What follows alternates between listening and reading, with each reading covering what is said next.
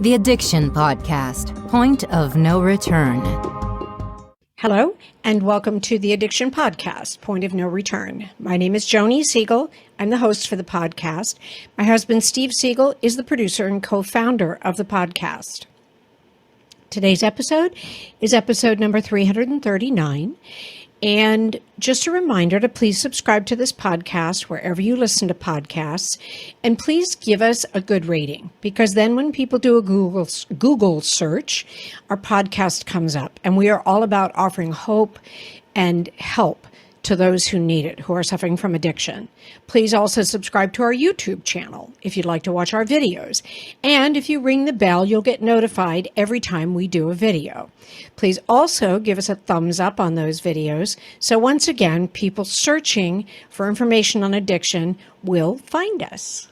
Today we have an interview with a lady named Amy Hanson.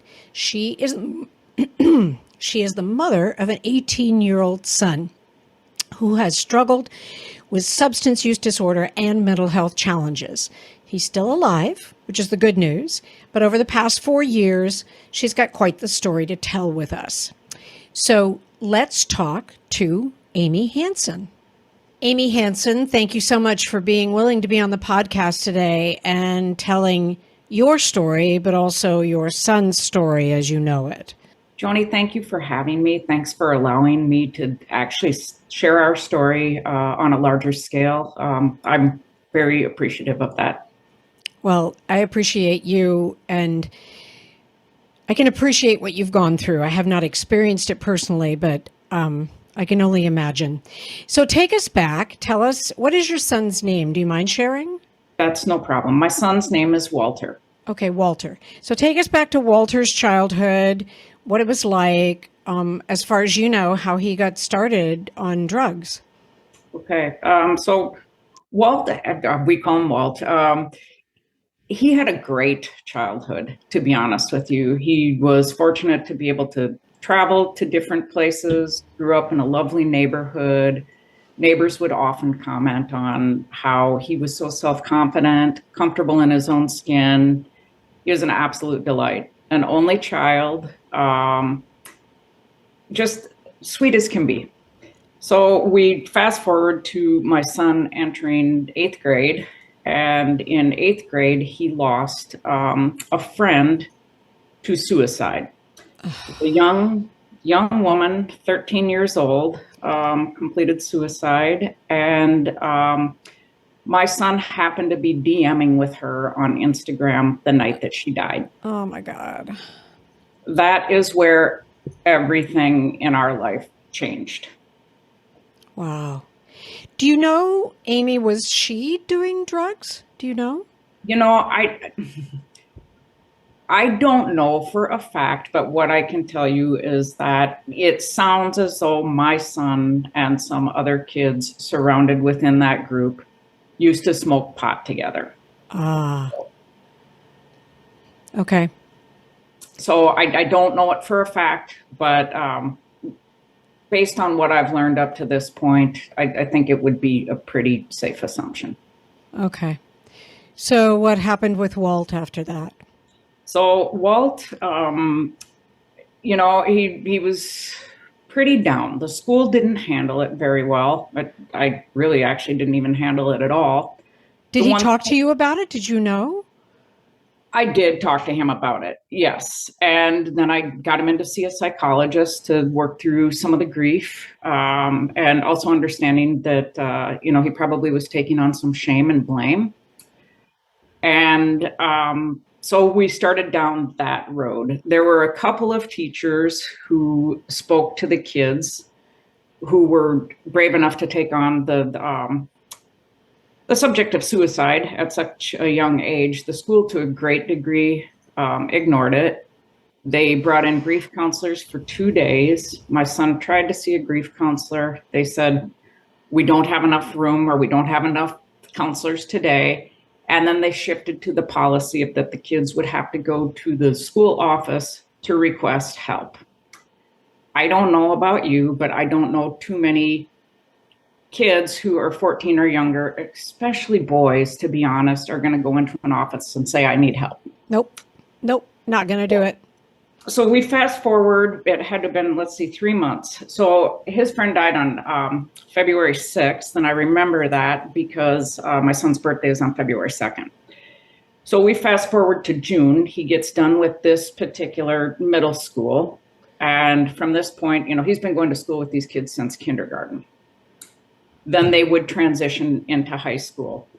My son has a tonic-clonic seizure and gets diagnosed with generalized epilepsy. So a tonic-clonic seizure, what it looks like is pretty bad. It's what used to be called a grand mal seizure. So his friend was over and said, "Could you come down in the basement, Amy? I think that there's something weird with Walt." So I went down there. He had foam, blood coming out of his mouth. He was turning blue. I called 911. My husband is upstairs. It just is chaos, right?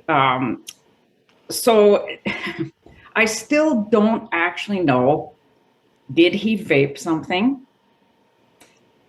I don't know, and I can't ever know that. But I have my suspicions. And his friend couldn't or wouldn't shed any light on that. That's right. I asked, and he said no. And, now as time has, fast forwarded, these two are inseparable. And of course, as drugs kind of took over his life, of course, many of his friendships fell by the wayside, and that was one of them. So I don't know that I'll ever know the truth. All right. Okay. So you called 911? Mm-hmm. And he, was taken to Children's Hospital, was admitted there in the pediatric intensive care. They watched over him. And then he got diagnosed with generalized epilepsy. So at that point, our lives changed quite a bit. And it was yet another trauma, a medical trauma, to add on top of the trauma that existed from losing his friend. Right. So then we learn how to adapt. We learn how to adjust. As our son is to be gaining more independence, we have to take it back, because if he has another seizure, we need to administer an emergency medication, which was, of course, Valium, which at some point becomes important in our story because my son then steals it from us. Understood. So then we progress forward into ninth grade. At the end of ninth grade, of course, is when COVID hit. Okay. And it was just a confluence of bad events that really kind of, I think, created a perfect storm for somebody who maybe had the propensity to become an addict, for that to happen. Wow. So you said he stole the Valium from you. Do you know what other drugs he was doing, where he went from there? So we know a little bit because our son ended up on probation because of some crimes that he had committed, which is a whole nother crazy story. But we know that he had tried cocaine. We knew that he had tried meth. We knew that other amphetamines had showed up in his UAs that were being administered through probation. And so drugs, he was to stay away from drugs as being being on probation. Right. But sadly, nothing is done with that. Nothing is enforced. He was able to literally break every rule of probation and have no consequence. Wow. Well, then it's one thing to say as part of your probation, you have to stay away from drugs, but what treatment was offered at that point to ensure that would happen? Nothing. Yeah. Nothing. What eventually ended up happening is our son had to do an IOP, but it met 4 days a week virtually. He would show up once, maybe every week to 2 weeks, and he was not discharged. They just let him phone it in, and no real therapeutic help was happening. We need to talk about a serious issue affecting our communities. Since 1999, over 932,000 lives have been lost due to drug overdose poisonings. The numbers are staggering, and it's time to act. In March 2022 alone, over 100,000 deaths were reported due to drug poisonings. The heart-wrenching truth is that teen overdose deaths have doubled in just 3 years. Through education and the use of naloxone, we can make a difference. Naloxone is a life-saving FDA-approved medication that can rapidly reverse the effect of opioids, especially fentanyl, the leading cause of drug poisonings. Dan Zito is a national drug trends educator who provides impactful situational awareness presentations to law enforcement officials, healthcare practitioners, outreach specialists, and drug-free coalitions. This is a call to action. Learn more about naloxone and be an ambassador to help others and save lives. For more information, reach out to Dan Zito. danzito@gmail.com, 727-214-4922. Sometimes, the hardest thing about getting someone into recovery is getting them to agree to treatment. Bobby Newman, a certified drug counselor with 30 years experience and an over 85% success rate as an interventionist, has created a series of 12 videos that you can use right now to learn every step to get your loved one to agree to treatment. Call 866-989-4499 today and say the word podcast to get a 10% discount. Or go to newmaninterventions.com and type in the word podcast for a 10% discount. This service comes with a free 1-hour consultation with Bobby. We appreciate you listening to the Addiction Podcast, Point of No Return. We don't do this podcast because we are former addicts. We don't do this podcast because we have loved ones who have suffered from addiction. We do this podcast because we feel that addiction is one of the biggest problems facing the world today, and that no matter who you are, no matter your religion, no matter your income status, no matter your race, no matter anything about you, addiction affects you. This podcast is a free resource for anybody looking for help with addiction.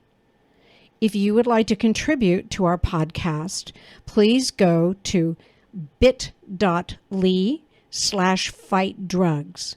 That's https://bit.ly/fightdrugs, and make a donation of whatever amount you would like. Thank you for supporting us. Unbelievable. But we could pay for it. Yeah, I'm sure. Mm-hmm. So it has been over 4 years now of complete chaos. Yet I don't want to focus on what is negative about this, because I think that there are some amazing things. I think that systems themselves have great intentions. The inability of them to work together has been astounding. I also, as part of Al-Anon, part of Embrace Family Recovery, as part of Hope Stream or the Stream community, we have quite a bit of support. And I never would have had the opportunity to meet some of the amazing, strong people that I've met. And I had no idea about this world until we became immersed in it. I now know no one is immune to it. That's correct. And fentanyl is everywhere. That's correct as well. And we need to do something about this. Yep. It's devastating to learn that something couldn't have been done better with the system for your son, and I'm sorry. I really am sorry for that.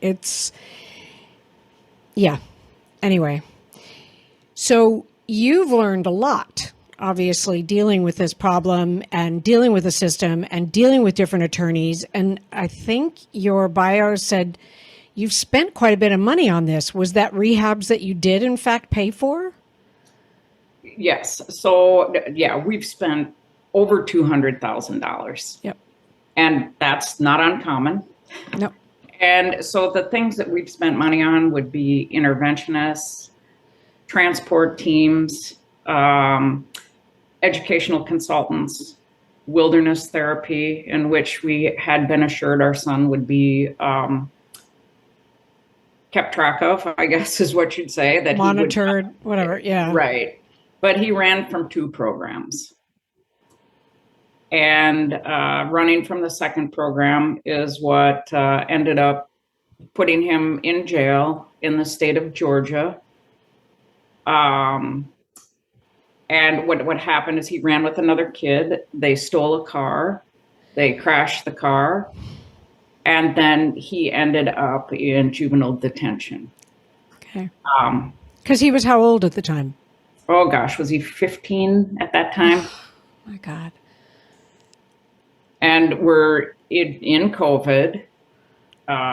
Judicial system is, set up, or the juvenile detention system. We get a letter saying, please encourage family and friends to write. And, we know that, you often hear connection is the opposite of addiction, right? So, you need to, or addiction is the opposite of connection, that you get what I'm saying. Yep. So we thought, okay, we are going to rally the troops. We are going to get as many people as we can to write to him, to show him support, to hopefully boost his depression and great sadness and regret. I can't even tell you how many people wrote. Every single one of the letters got returned to the person with a letter attached saying that they were not on the approved list. There was no approved list. And why would there be an approved list for a letter? I don't understand that. Sorry. There's so many things that I don't understand. And there's also so many things that now I will advocate to attempt to make change. You are listening to the Addiction Podcast, Point of No Return. For more information on the podcast, or to reach out if you have a story you would like to share with us, go to our Facebook page by the same name, or you can email us at theaddictionpodcast@yahoo.com, or go to our website, theaddictionpodcast.com. And please remember to subscribe to our podcast wherever you listen to podcasts and give us a 5-star review. A mom with a passion, that's not to discount fathers or any of the caregivers, but just like there's a passion and a connection that cannot be denied. Yep. You don't hear a lot about Papa Bear, but you definitely hear a lot about Mama Bear. Yes, you do. Yep. Wow. So when was the last time you spoke to him? I spoke to him, was it maybe a week and a half ago? Okay. We text, but he graduated from high school. Okay.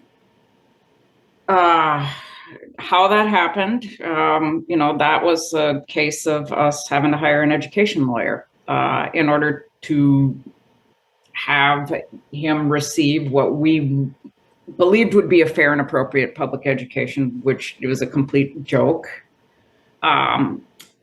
But he now has a high school diploma. It is one obstacle that will be out of his way. So I spoke to him on graduation, had dinner with him, brought his girlfriend out. We had a delightful time. Okay. Does he acknowledge that he has a problem or no?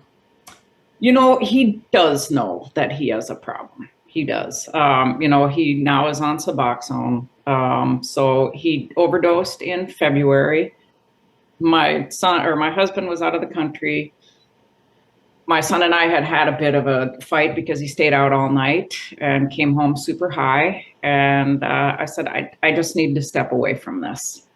I stepped away, and for whatever reason, my son survived a car crash. He survived this overdose.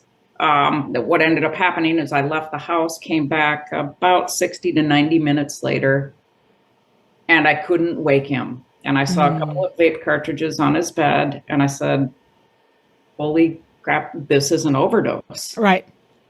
I did not have the wherewithal. I was very stressed out to go get the Narcan. I called 911. They kept me on the line. They said, put your hand on his chest, and as he breathes, just state the word breath. And that's what I did. And then the paramedics arrived, and they revived him with Narcan. Okay. So that was February. Yes. Is that when he started on Suboxone? Was that a little bit of a wake-up call for him, or? No, I don't think so. I don't think so. We ended up, we were able to have him held because he was, number one, he was withdrawing. He was crazy, calling incessantly, saying just completely off the rails things, including, when I get out of here, I'm going to end it all.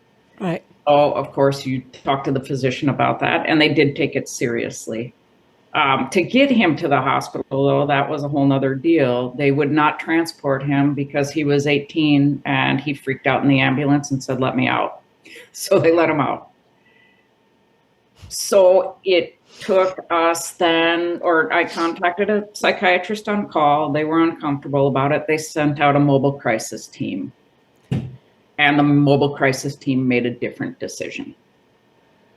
So then he was transported, sedated, and admitted to the hospital. Was he admitted to the mental hospital? Yes. Yeah, okay. Yep, to the psych ward. Mm-hmm. Okay. And so, I guess sort of luckily for us, it fell over the time of a holiday and on a weekend. So that bought us a couple extra days to have him be stabilized. And at the end of that, we said, basically, either here is a bus ticket. We had a social worker give him a bus ticket, address for a homeless shelter, or you can go to what is a very well-known treatment place here in Minnesota.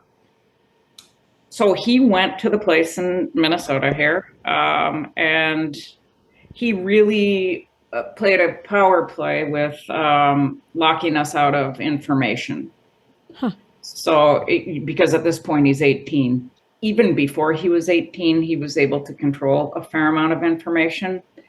But what ended up happening, he phoned it in for about 3 weeks. He was scheduled because afterwards we saw some of the paperwork that he was for sure scheduled for 8 weeks. He wanted out, and he got out. And then what happened, we did not know that opioids were a true problem until he was released from this treatment center. They handed him a bag of medications with no instructions. And what we got was then instead maybe pill bottles that had an overlay sticker that would say dosage has changed, see chart. That is of no use to us. But what we did find is that there was Suboxone in there. Ah. That is how we then figured out, by going through his psychiatrist's office, who we had released through, to get how things were to be dosed, to get what medications he truly was on, and how we would ever navigate this. Mind you, we have a kid who's an addict, struggling with depression, undeveloped brain. And that's who you release with a bag of pills. Wow. Am I salty? Am I angry? Do I think it is bad? Yeah, I am. But I also say, okay, so how do we do this better? Yeah. Yeah. There's got to be a better way. I mean, yeah. So what did you come up with? What's your plan? To be honest with you, we don't really have much of a plan right now. We have boundaries in which there are not going to be drugs or strangers in our house. The disrespect of us has to cease, or he will be on the streets. Okay. I didn't so much mean what's planned for him, although I know that that's probably first and foremost in your mind, but just in terms of maybe educating other parents on some of the pitfalls that you've run into? Is that something that you're going to be doing going forward? Absolutely. So I'm writing a book. It is in Okay. the process right now of me writing it. I also will be co-facilitating a couple of substance use disorder sessions next week for Hennepin County. I'm connecting with anyone that I can connect with where I can have a voice. Yep. Because I think that we are quite aligned in this way, but I believe that the most powerful way to change is to tell stories and to keep on telling them. You have a human element. You understand it can happen to anyone. And I truly believe that most everyone is affected, whether or not they know it yet, by addiction. And that is exactly what we feel. We don't have addiction in our family, thank goodness. But that doesn't mean it doesn't affect us. This is a problem facing our society and facing us as humans. And for people to say it has nothing to do with me is, like putting your head in the sand. It's ridiculous. And, just because it happened to you and not to me doesn't mean it doesn't affect me. Right. I mean, where is our compassion? Where is our empathy? That I believe it's a public health crisis. Absolutely. The fentanyl, I mean, if nothing else, the fentanyl, but just the system and, yeah. We could talk a lot about, the handful of drugs that your son is given as he leaves as someone who already has a drug problem. It's like, you kind of want to go, what exactly are you thinking? I'm not exactly tracking. And anyway, yeah. Right. So how do we shift policy? How do we view things differently? Like 18 doesn't have to be a set number. Like there are other circumstances. An 18-year-old does not have a developed brain. Well, and especially not if he's got long-term drug usage, because that prevents the development of the brain anyway. Correct. Right. So, how do we add some flexibility within some of our policies so that it actually suits the needs of people? Right. So I think it's by brainstorming, right? Yeah. Yep. So right now he doesn't think he really has a problem and doesn't want to try getting off Suboxone or...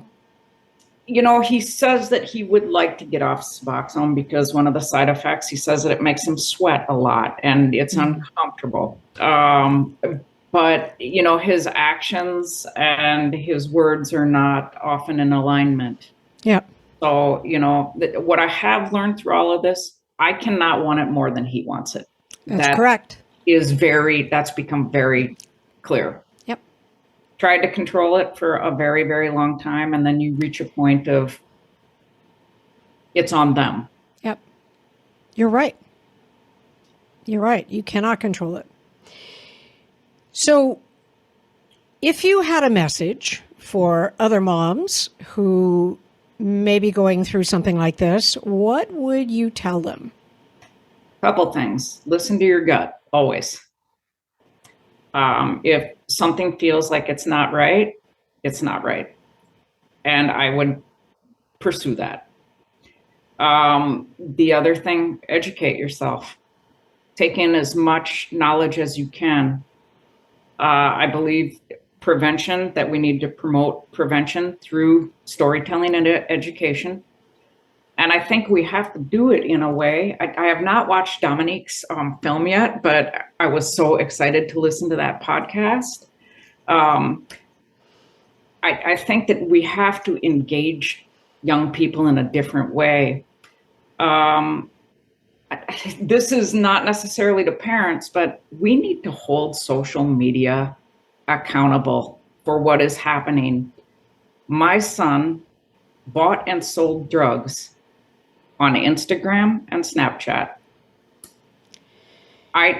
These are technology people. I could figure out in 2 minutes, probably 10 different drug deals. Yep. Somebody needs to hold them accountable. We have kids dying because drugs are being delivered to their front door. Yep. Yep. So how do we do that? And we've talked to people about that. Now, my husband is way better with names than I am, but one of the gentlemen talked specifically about Snapchat and meeting with the higher ups on Snapchat. And there does have to be accountability. I agree with you. Mm-hmm. And so how do we do that? They're powerful. I get that. But so are we. Yep. Because that's where your power in numbers is. Yes. And if you can get in front of other moms and other fathers, and, there are groups out there, and we can help connect you up with some of those groups, there's power in numbers. Yes. And that's what, we've got way too many people dying to not care about this. That's right. That's exactly right.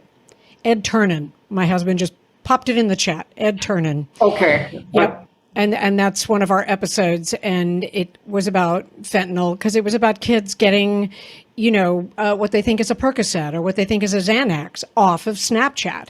And it turns out it's fentanyl, and boom, they're dead. So, yeah. And Ed has an organization that you might be able to hook up with, but we'll give you that information. And I appreciate you being willing to talk to us, because I know this is not a pleasant subject for you, but you're obviously passionate about it. And I appreciate the fact that you are not giving in to the shame, blame, and regret and what have you that a parent could do. And you are more interested in taking names and kicking butt. That is correct. And, something that there's a quote that has stuck out in my head lately, and it's like, don't lower your head except for to tie your shoe. And I believe that we have to hold our heads high and we have to press forward, and you have to consider that background noise exactly that. It is noise. Yep. Thank you so much for talking to us today. Yes, thank you. I appreciate you, and definitely keep us posted about your book, because we send out an email every week talking about the episode that goes up on each Thursday. And I will want to promote your book when it's done and when it's published. So don't forget to let us know, okay? I promise you, I will let you know. Awesome. Thank you for listening. I know that some of you are mothers and parents, and you are either going through what Amy's going through, or you have gone through it. Maybe your child made it through addiction and is clean and sober. Maybe your child didn't make it. But no matter how the journey went, it's a horrific journey. And some of the lessons that she had to learn, I wish she hadn't had to learn them, but she's smarter now and is definitely wanting to share her story with others. So thank you for listening. And if you have someone who's addicted, get them into treatment and don't wait. Okay. If they're not ready to do a treatment because they don't feel they need it, there's always Bobby Newman, newmaninterventions.com. Have a great week. We'll talk to you again next week. You have been listening to the Addiction Podcast, Point of No Return. For more information, reach out to us on Facebook or go to www.theaddictionpodcast.com. Our email is theaddictionpodcast@yahoo.com.